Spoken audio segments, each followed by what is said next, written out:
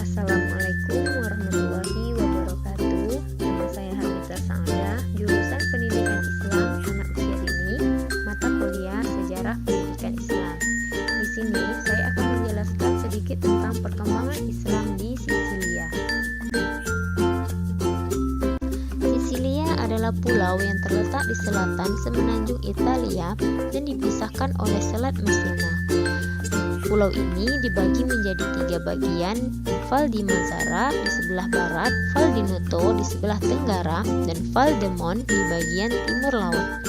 Islam hanya menjadi agama resmi di Val di Mazzara, sedangkan di bagian yang lainnya mayoritas beragama Kristen. Usaha untuk menjadikan Sisilia sebagai wilayah Islam telah dimulai sejak Khalifah Utsman bin Affan. Tahan Islam di Sisilia, yang pertama ada dinasti Alulabi, yang kedua ada dinasti Fatimiyah, yang ketiga ada dinasti Kalbi. Yang pertama, dinasti Alulabi. Dinasti ini kecil dan berada di barat Baghdad yang didirikan oleh Ibrahim bin Aghlab pada tahun 800 Masehi. Yang kedua, dinasti Fatimiyah. Dinasti Fatimiyah sendiri mengambil nama dari Fatimah Az-Zahra, putri Rasulullah Shallallahu Alaihi Wasallam. Dinasti Fatimiyah ini muncul di Afrika Utara pada akhir abad ketiga Hijriah di bawah pimpinan Ubaidillah Al-Mahdi yang beraliran Syiah Ismailiyah. Yang ketiga, dinasti Kalbi. Dinasti Kalbi ini pada masa pemerintahan Ahmad bin Hasan sampai masa Ibnu Al-Futuh. Masa kemajuan Sisilia sangatlah berkembang pesat. Yang pertama, kemajuan di bidang sains dan berdirinya universitas di Palermo yang menjadi pusat ilmu pengetahuan dan kebudayaan Islam. Yang kedua, penguasa Islam di Sisilia telah berhasil menghapus secara total pajak hewan yang sebelumnya di bawah kekuasaan Bizantium. Yang ketiga, Islam di Sisilia juga berhasil membuat mata uang sendiri dengan mencantumkan nama gubernur Sisilia dan Amir Bani Aghlab. Yang terakhir, di bidang pertambangan, emas, perak, timah hitam, air raksa yang melimpah-limpah, dan begitu juga di bidang pertaniannya. Munduran dan kehancuran Islam. Mundurnya kekuasaan Islam di Sisilia disebabkan situasi politik umat Islam yang mudah terpengaruh, sehingga terjadi perpecahan internal, terjadi persaingan dan pertentangan antara dinasti-dinasti. Tenggelamnya sebagian penguasa Islam dan kehidupan mewah sehingga lupa pada tugas utamanya untuk mengurus negara.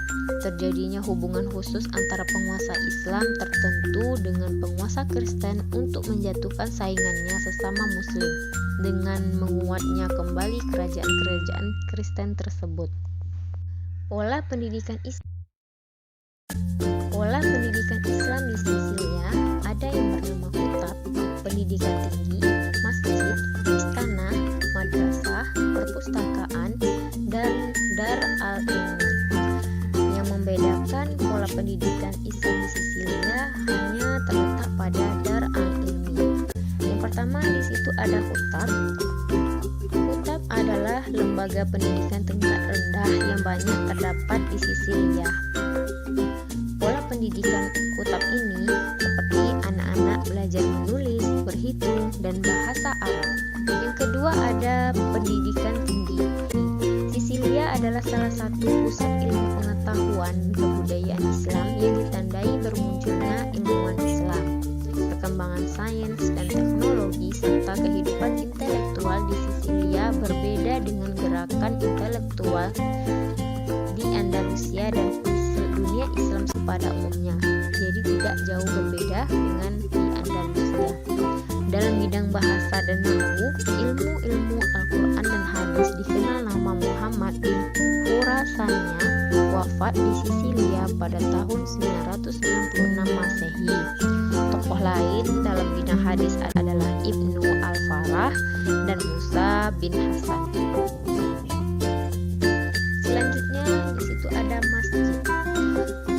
masjid sebagai tempat berkumpulnya ulama fikih untuk membuat buku dan diajarkan kepada masyarakat. Salah satunya adalah Ya'qub Ibnu Kilis. Selanjutnya istana.